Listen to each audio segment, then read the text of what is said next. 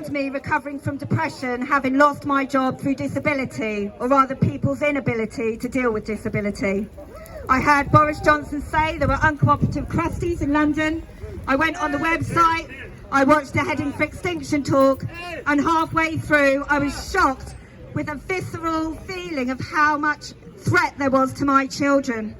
So I started to take direct action. With Burning Pink, we tried to highlight the failure of this government to meet our basic human needs.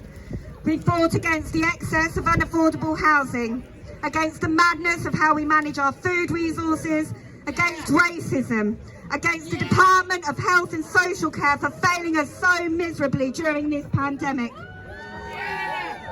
Boris Johnson said in February that the world needed a country to take off its Clark Kent glasses and show what the free markets can do. Well, this is what the free markets can do, and it is not good enough. Matt Hancock said we should thank him. Thank him? I want to spank him. In March, I was sentenced to 14 days in prison at Bronzefield for disobeying in the dock.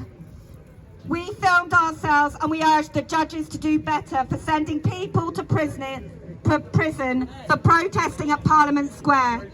If we can't protest a lost, corrupt, damaging government at Parliament Square, where can we? Yesterday, with 8 other women, we took action against HSBC and the banks in general. Better broken windows than broken promises. So they can lock up our bodies, but they can no longer keep the truth locked up.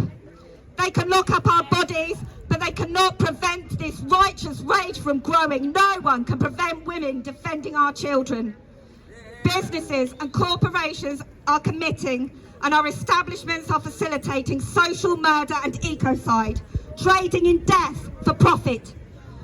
So they can lock up my body, but my spirit will stay free. It will not be my soul and conscience that is trapped and tortured. Bear with me. To those of you yet to choose a side, please know you must. We are in a war against corruption and greed and imperialism. A war to save all that is good. To do nothing is to be complicit. Silence is violence, and we will not be silenced.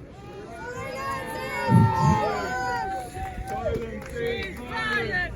Silence is violence! Silence is violence! Silence is violence! We are in an abusive relationship with our establishments. I ask you to be brave, to be less scared of change than submitting to this shit show for one more day. So with all the privilege of being a white woman in the UK, until this bill passes at least, on behalf of all those who did nothing wrong but what is morally right, I willingly say, lock up my body if that's what it takes for our children to be free. Jail the real criminals, free the people now. Jail the real criminals, free the people now.